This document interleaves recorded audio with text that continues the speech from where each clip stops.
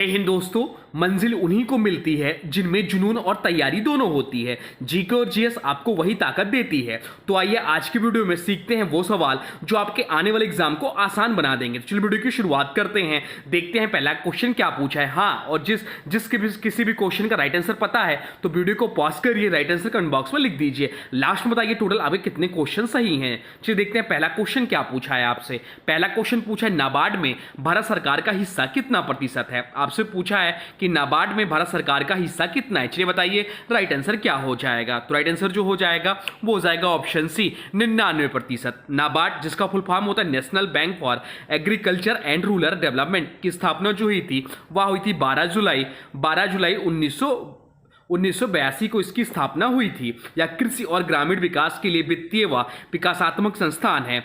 पहले इसमें भारत सरकार और आरबीआई दोनों की हिस्सेदारी थी, लेकिन मई 2018 में आरबीआई ने अपनी पूरी हिस्सेदारी भारत सरकार को बेच दी। वर्तमान में 2025 तक भारत सरकार की हिस्सेदारी 99% है। अब चलते हैं अगले प्रश्न की ओर, देखते हैं अगला प्रश्न क्या पूछा है आपसे। अगला प्रश्न पूछा अल्फ्रेड नोबेल पुरस्कार की स्थापना करने वाले अल्फ्रेड नोबेल ने किस चीज का आविष्कार किया। आपसे पूछा है कि अल्फ्रेड नोबेल पुरस्कार की स्थापना करने वाले अल्फ्रेड नोबेल ने किस चीज का आविष्कार किया। चलिए बताइए राइट आंसर क्या हो जाएगा। राइट आंसर कमेंट बॉक्स में लिख दीजिए। तो राइट आंसर जो हो जाएगा वो हो जाएगा ऑप्शन बी डायनामाइट। इस प्रश्न का राइट आंसर हो जाएगा। अल्फ्रेड नोबेल स्वीडन के वैज्ञानिक और इंजीनियर थे। उन्होंने 1867 में डायनामाइट का आविष्कार किया। अपनी संपत्ति में अल्फ्रेड नोबेल ने नोबेल पुरस्कार की स्थापना की, जो पहली बार 1901 में प्रदान किया गया। नोबेल पुरस्कार प्रतिवर्ष भौतिकी, रसायन विज्ञान, शरीर विज्ञान और चिकित्सा, साहित्य और शांति के क्षेत्र में दिया जाता है। बाद में अर्थशास्त्र भी जोड़ा गया। अब चलते हैं अगले प्रश्न की ओर, देखते हैं अगला प्रश्न क्या पूछा है आपसे। अगला प्रश्न पूछा इनमें से किस समिति गठन बैंकिंग क्षेत्र में सुधार हेतु किया गया। आपसे पूछा है कि इनमें से किस समिति गठन जो है बैंकिंग क्षेत्र में सुधार हेतु किया गया था। चलिए बताइए राइट आंसर क्या हो जाएगा। तो राइट आंसर जो हो जाएगा वो हो जाएगा ऑप्शन सी नरसिम्हन समिति। इस प्रश्न का राइट आंसर हो जाएगा। नरसिम्हन समिति का गठन बैंकिंग क्षेत्र में सुधार के लिए किया गया था। यह समिति दो बार बनी थी। पहली बार जो बनी थी 1991 में। नरसिम्हन समिति प्रथम बैंकिंग ढांचे को मजबूत करने और वित्तीय क्षेत्र में सुधार की सिफारिश से। दूसरी बार बनी 1998 में नरसिम्हन समिति द्वितीय। इसमें जो था वो था एनपीए को कम करने, बैंकिंग संरचना सुधार और एकीकरण की सिफारिश है। इन सिफारिशों के आधार पर भारतीय बैंकिंग प्रणाली में बड़े सुधार किए गए। बाकी ऑप्शन दिया मल्होत्रा समिति, तो या बीमा क्षेत्र में सुधार से संबंधित था। चैलैया समिति की बात करें तो 1991 में कर सुधार से संबंधित था। और केलकर समिति जो है अप्रत्यक्ष कर सुधार से संबंधित है। अब चलते हैं अगले प्रश्न की ओर, देखते हैं अगला प्रश्न क्या पूछा है आपसे। अगला प्रश्न जो पूछा है वह पूछा है भारतीय संविधान के किस अनुच्छेद के तहत भारत की राजभाषा हिंदी एवं लिपि देवनागरी है। आपसे पूछा कि भारतीय संविधान के किस अनुच्छेद के तहत भारत की राजभाषा हिंदी एवं लिपि जो है देवनागरी है। चलिए बताइए राइट आंसर क्या हो जाएगा। राइट आंसर हो जाएगा ऑप्शन डी अनुच्छेद 343। इस प्रश्न का राइट आंसर हो जाएगा। अनुच्छेद 343(1) के अनुसार भारत की राजभाषा हिंदी और उसकी लिपि देवनागरी होगी। साथ ही अंकों के लिए अंतर्राष्ट्रीय रूप में प्रचलित भारतीय अंक अपनाए जाएंगे। 1965 तक अंग्रेजी को राजभाषा के साथ साथ प्रयोग की अनुमति दी गई थी। बाद में इसे आगे भी जारी रखा गया। हिंदी को राजभाषा घोषित करने का उद्देश्य प्रशासनिक और सांस्कृतिक एकता स्थापित करना था। बाकी अन्य विकल्पों की बात करें तो अनुच्छेद 351 में हिंदी भाषा के विकास के लिए निर्देश दिए गए। अनुच्छेद 336 जो है एंग्लो इंडियन समुदाय के लिए विशेष प्रावधान है। अनुच्छेद 347 किसी भाषा को राज्य की आधिकारिक भाषा के रूप में मान्यता देने से संबंधित है। अब चलते हैं अगले प्रश्न की ओर, देखते हैं अगला प्रश्न क्या पूछा है आपसे। अगला प्रश्न जो पूछा है वह पूछा है भारतीय संविधान का कौन सा अनुच्छेद संसद में राष्ट्रपति की विशेष अभिभाषण से संबंधित है। आपसे पूछा कि भारतीय संविधान का कौन सा अनुच्छेद संसद में राष्ट्रपति की विशेष अभिभाषण से संबंधित है। चलिए बताइए राइट आंसर क्या हो जाएगा। राइट आंसर हो जाएगा ऑप्शन डी अनुच्छेद 87। इस प्रश्न का राइट आंसर हो जाएगा। अनुच्छेद 87 भारतीय संविधान में संसद में राष्ट्रपति के विशेष अभिभाषण से संबंधित है। राष्ट्रपति को अधिकार है कि वह हर नए लोकसभा के प्रथम सत्र की शुरुआत में संसद को संबोधित करें। हर वर्ष के पहले सत्र की शुरुआत में संसद के दोनों सदनों लोकसभा और राज्यसभा को संयुक्त रूप से संबोधित करें। इस अभिभाषण में सरकार की नीतियों और कार्यक्रमों की रूपरेखा प्रस्तुत की जाती है। बाकी ऑप्शन में दिया अनुच्छेद 85 तो संसद की बैठक स्थगन और विघटन से संबंधित है। अनुच्छेद 81 जो लोकसभा की संरचना से संबंधित है। अनुच्छेद 79 जो है संसद की संरचना, राष्ट्रपति, राज्यसभा और लोकसभा से संबंधित है। अब चलते हैं अगले प्रश्न की ओर, देखते हैं अगला प्रश्न क्या पूछा है आपसे। अगला प्रश्न जो पूछा है वह पूछा है निम्न देशों और उनकी राजधानियों में से कौन सा युग्म गलत है। आपसे पूछा है कि निम्न देशों और उनकी राजधानियों में से कौन सा युग्म गलत है, यानी कि कौन सा विकल्प जो है गलत है या आपको टिक करना है। तो ऑस्ट्रिया की राजधानी वियना है या एकदम सही है। डेनमार्क की राजधानी कोपनहेगन है या भी सही है। फिनलैंड की राजधानी जो हेलसिंकी है या भी सही है। स्विट्जरलैंड की राजधानी बीजिंग दिया हुआ है, परंतु स्विट्जरलैंड की जो राजधानी होती है वह बर्न होती, क्या होती, तो बर्न होती है। तो इस प्रश्न के हिसाब से इस प्रश्न का राइट आंसर हो जाएगा ऑप्शन डी, स्विट्जरलैंड की राजधानी बीजिंग दिया हुआ है। बीजिंग जो है चीन की राजधानी है और स्विट्जरलैंड की जो राजधानी है वह बर्न है। तो ये चीज ध्यान रखिएगा। अब चलते हैं अगले प्रश्न की ओर, देखते हैं अगला प्रश्न क्या पूछा है आपसे। अगला प्रश्न पूछा वर्ष 1959 तक पाकिस्तान की राजधानी क्या थी। आपसे पूछा है कि वर्ष 1959 तक पाकिस्तान की राजधानी क्या थी, यह आपसे पूछा है। चलिए बताइए राइट आंसर क्या हो जाएगा। राइट आंसर हो जाएगा ऑप्शन बी, कराची इस प्रश्न का राइट आंसर हो जाएगा। पाकिस्तान की पहली राजधानी कराची थी 1947 से लेकर 1959 तक। 1959 में नई राजधानी बनाने का निर्णय लिया गया जो कि बना इस्लामाबाद। 1967 में इस्लामाबाद को औपचारिक रूप से पाकिस्तान की राजधानी घोषित किया गया। इसी बीच कुछ समय तक रावलपिंडी को अस्थायी राजधानी के तहत तरह इस्तेमाल किया गया। अब चलते हैं अगले प्रश्न की ओर, देखते हैं अगला प्रश्न क्या पूछा है आपसे। अगला प्रश्न जो पूछा है वह पूछा है इसरो की स्थापना कब हुई थी। आपसे पूछा है कि इसरो की स्थापना कब हुई थी। चलिए बताइए राइट आंसर क्या हो जाएगा। राइट आंसर हो जाएगा ऑप्शन बी, वर्ष 1969 में। इसरो यानी कि इंडियन स्पेस रिसर्च ऑर्गेनाइजेशन की स्थापना जो हुई थी वह हुई थी 15 अगस्त 1969 को। 15 अगस्त 1969 को इसकी स्थापना हुई थी। इसके संस्थापक यानी कि फादर ऑफ इसरो जो कहा जाता है वो डॉक्टर विक्रम साराभाई को कहा जाता है। इसरो का मुख्यालय कहाँ है, तो इसरो का जो मुख्यालय है वह बेंगलुरु कर्नाटक में स्थित है। भारत का पहला उपग्रह आर्यभट्ट 1975 था जिसे सोवियत संघ से प्रक्षेपित किया गया था। अब चलते हैं अगले प्रश्न की ओर, देखते हैं अगला प्रश्न क्या पूछा है आपसे। अगला प्रश्न जो पूछा है वह पूछा है राष्ट्रपति भवन का डिजाइन किसने बनाया था। आपसे पूछा है कि राष्ट्रपति भवन का डिजाइन किसने बनाया था। चलिए बताइए राइट आंसर क्या हो जाएगा। तो राइट आंसर जो हो जाएगा वो हो जाएगा ऑप्शन सी, एडविन लुटियंस ने इस प्रश्न का राइट आंसर हो जाएगा। राष्ट्रपति भवन का डिजाइन एडविन लुटियंस ने बनाया था। इसे पहले वायसराय हाउस कहा जाता था। इसका निर्माण कार्य 1912 में शुरू होकर 1929 में पूरा हुआ। राष्ट्रपति भवन नई दिल्ली के राजपथ अब कर्तव्य पथ पर स्थित है और इसमें लगभग 340 कमरे हैं। अब चलते हैं अगले प्रश्न की ओर, देखते हैं अगला प्रश्न क्या पूछा है आपसे। अगले प्रश्न को इंपॉर्टेंट मार्क कर लीजिए। कौन सा ग्रैंड स्लैम टूर्नामेंट घास कोर्ट में खेला जाता है। आपसे पूछा है कि कौन सा ग्रैंड स्लैम टूर्नामेंट जो है घास कोर्ट में खेला जाता है। तो विंबलडन ओपन जो है ऑप्शन सी या जो होता है या घास कोर्ट में खेला जाता है। किस कोर्ट पे, तो या घास कोर्ट पे खेला जाता है आपका Wimbledon open. Wimbledon open tennis का सबसे पुराना और प्रतिष्ठित ग्रैंड स्लैम है। यह हर साल लंदन इंग्लैंड में खेला जाता है। इसकी खासियत यह है कि यह घास पर खेला जाने वाला एकमात्र ग्रैंड स्लैम टूर्नामेंट है। बाकी ग्रैंड स्लैम की बात करें तो फ्रेंच ओपन जो है या क्ले कोर्ट पर खेला जाता है। कहां पर, तो यह क्ले कोर्ट पर खेला जाता है।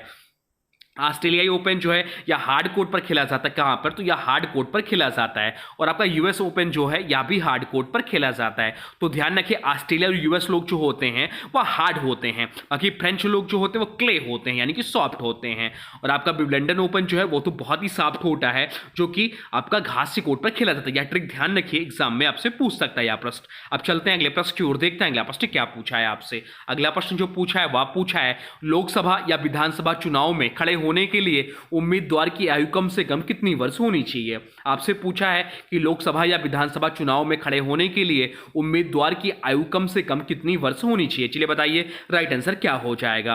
राइट आंसर हो जाएगा ऑप्शन सी, 25 वर्ष। ऑप्शन सी इस प्रश्न का राइट आंसर हो जाएगा। लोकसभा और राज्य विधानसभा चुनाव लड़ने के लिए न्यूनतम आयु जो होनी चाहिए वह 25 वर्ष होनी चाहिए।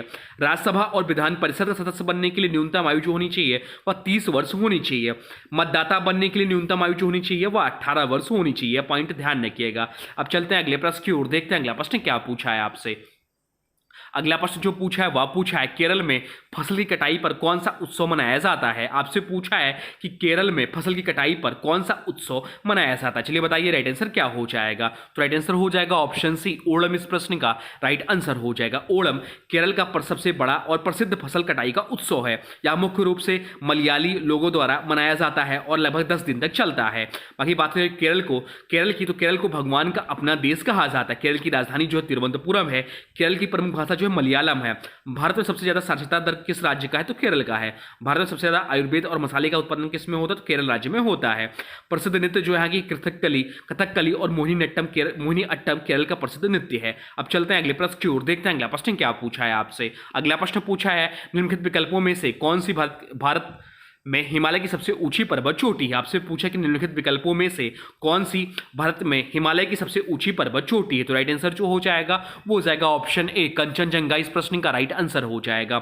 माउंट एवरेस्ट जो है दुनिया की सबसे ऊंची चोटी है, जिसकी ऊंचाई 8,849 मीटर लगभग है, लेकिन यह नेपाल में है, भारत में नहीं है। कंचनजंगा 8,586 मीटर है, भारत और नेपाल की सीमा पर स्थित है और यह भारत की सबसे ऊंची चोटी है। नंदा देवी की बात करें तो इसकी ऊंचाई 7,816 मीटर है और भारत के अंदरूनी हिस्से यानी कि उत्तराखंड की सबसे ऊंची चोटी है। नामचा पर्वत जो 7,782 मीटर अरुणाचल प्रदेश तिब्बत क्षेत्र में स्थित है।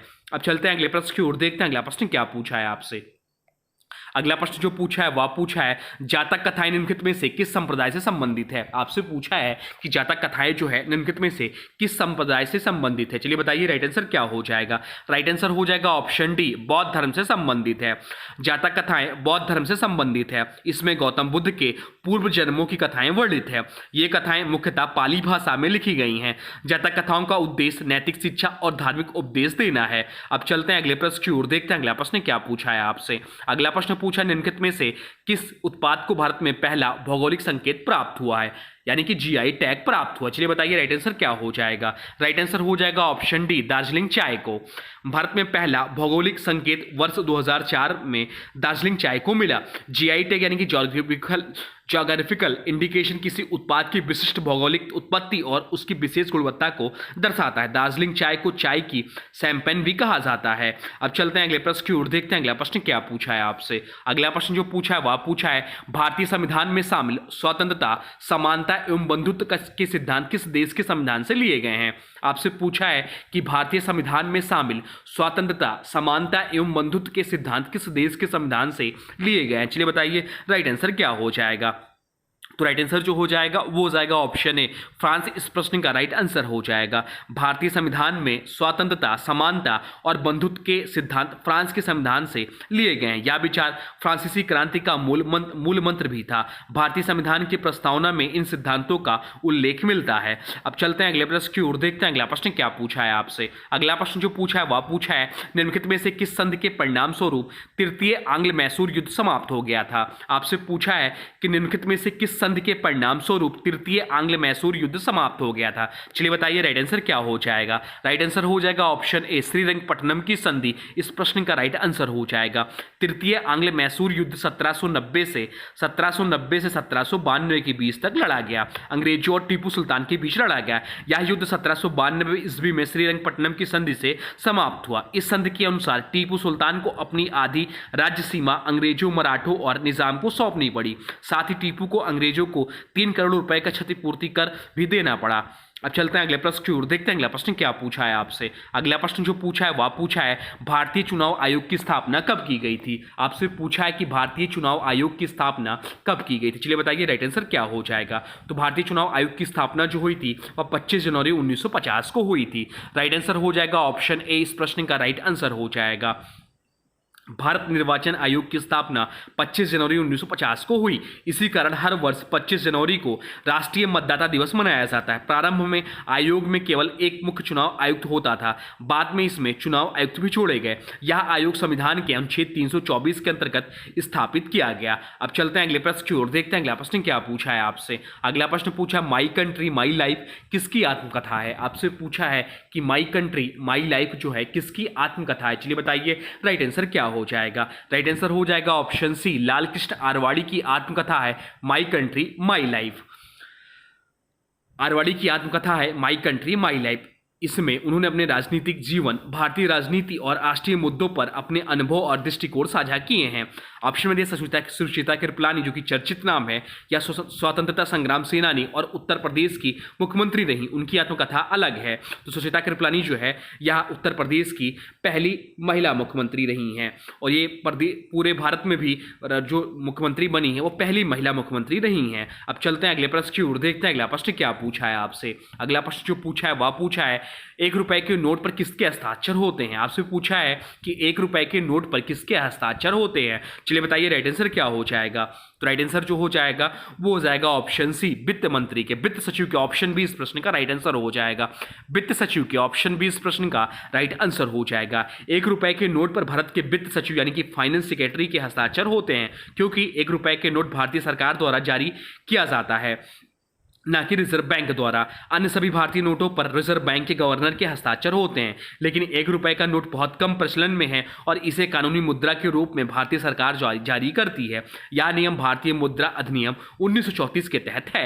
तो ये रहे आपके टॉप जीके जीएस के प्रश्न। अब आज के वीडियो से प्रश्न है, इसका राइट आंसर आप लोगों को कमेंट बॉक्स में लिखना है। आज के वीडियो से प्रश्न है, भारतीय संविधान के किस अनुच्छेद के तहत भारत की राजभाषा हिंदी एवं लिपि जो है देवनागरी है। आपसे पूछा कि भारतीय संविधान के किस अनुच्छेद के तहत भारत की राजभाषा हिंदी एवं लिपि जो है देवनागरी है। इसका जो भी राइट आंसर हुआ कमेंट बॉक्स में जरूर बताइएगा, और वीडियो कैसा लगा इसके बारे में भी जरूर बताइए। और हाँ देखिए, अभी तक आपने वीडियो को लाइक नहीं किया तो प्लीज वीडियो को लाइक कर दीजिए, और चैनल पर नए हैं तो चैनल को सब्सक्राइब भी कर लीजिए। तो चलिए मिलते हैं एक नए वीडियो में, तब तक के लिए thanks for watching railway exam target channel को।